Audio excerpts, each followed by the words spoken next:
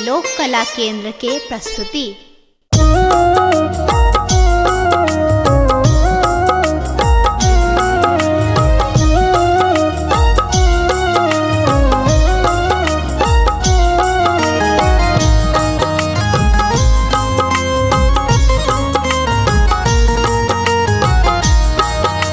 एखन अहाँ सुनि रहल छी लोक कला केंद्र के प्रस्तुति। हे सखी शुभ शुभ खबर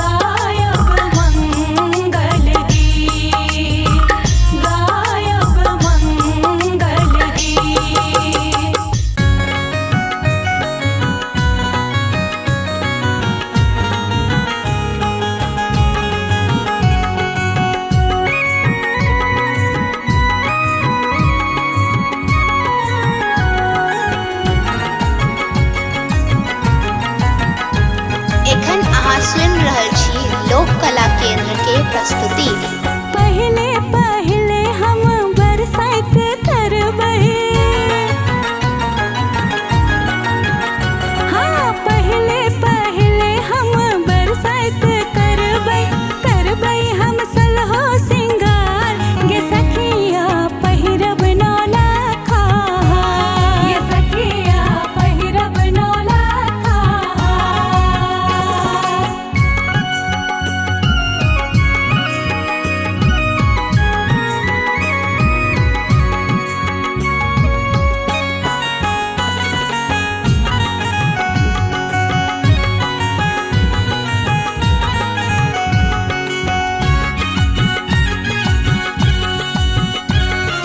लोक कला केंद्र के प्रस्तुति। जेठक अमावस्या दिन पाबैन हेतै, सखी बहिन पासे हो सब एतै।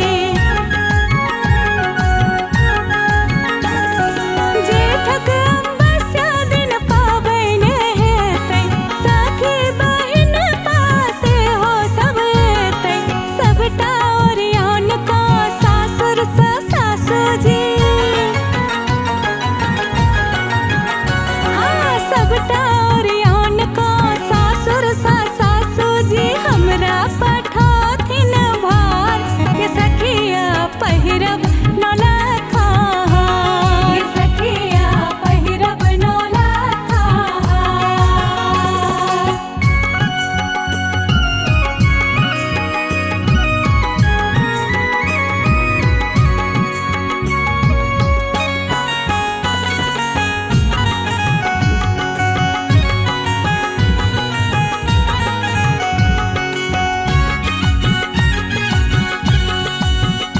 लोक कला केंद्र के प्रस्तुति।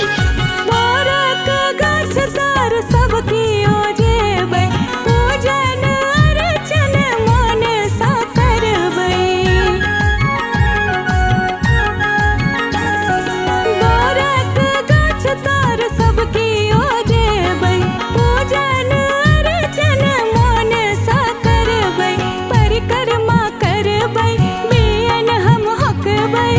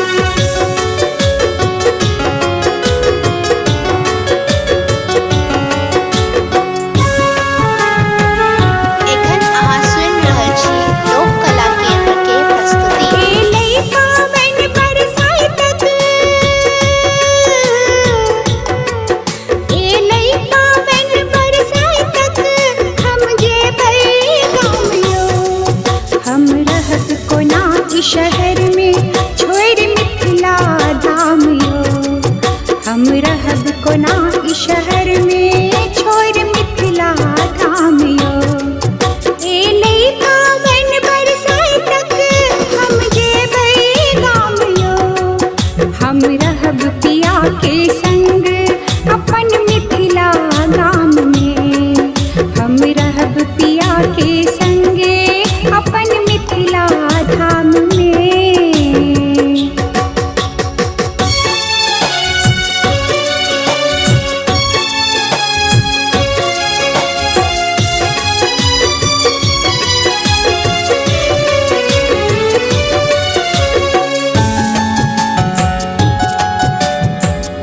लोक कला केंद्र के प्रस्तुति। सब सखी सहेली मिलजुल का डाली सजायब हिल मिल का। फल फूल मिठाई राखब अहि में भर भर का। अरिपन लिखब पिठार लका धूप दीप जरा नैवेद्य लका। पूजब फिर बरत गाछ हम सब सज धज का। जुग जुग रहबै अहि बाटे, जुग जुग रहबै अहि बाटे हम सजना साथियो। हम रहब पिया के संग अपन मिथिला गाम में। हम रहब पिया के संग अपन मिथिला धाम में।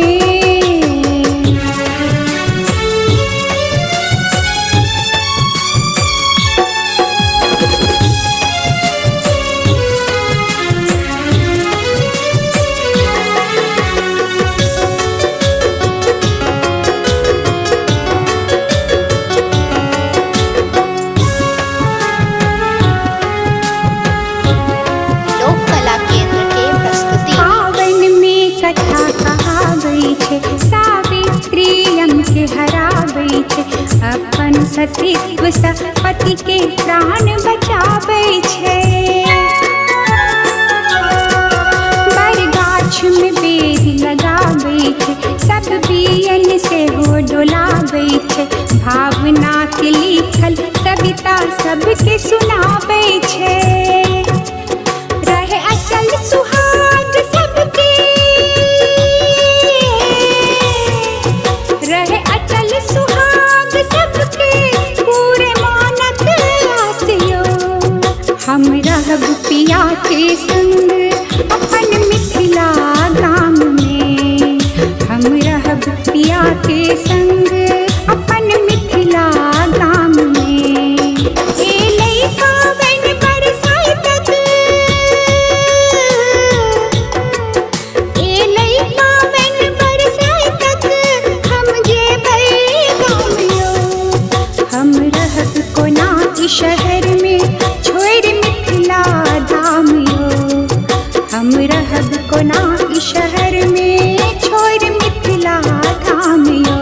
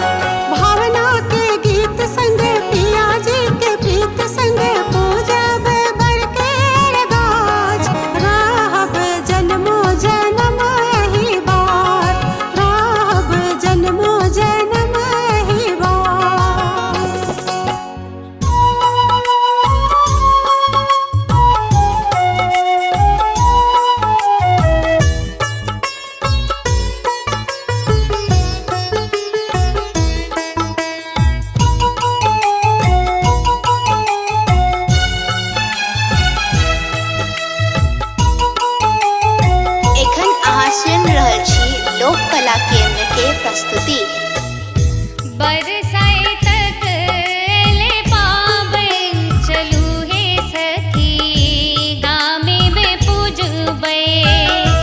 बरसाए तक ले पाबन चलू हे सखी गामे में पूजबे।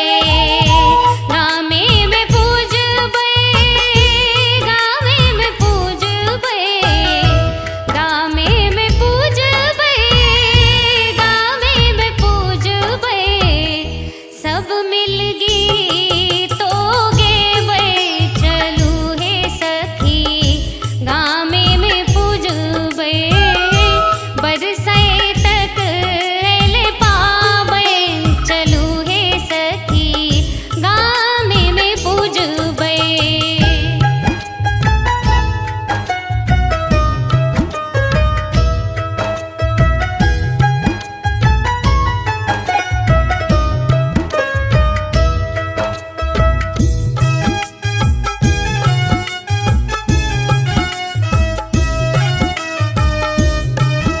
लोक कला केंद्र के प्रस्तुति। सौस हमर बड़ भारो पठेती।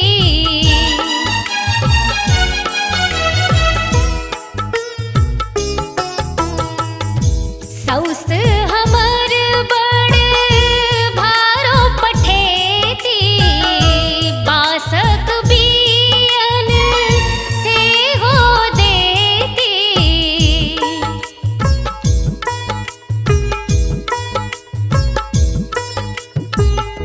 गोबर के बेश हर बनेबै चलू हे सखी गामे में पूजबे।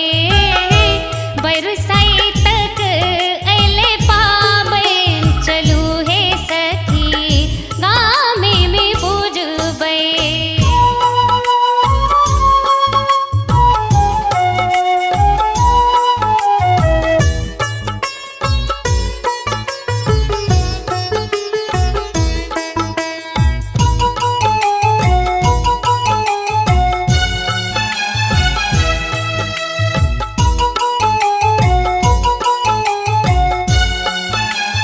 लोक कला केंद्र के प्रस्तुति। बोरक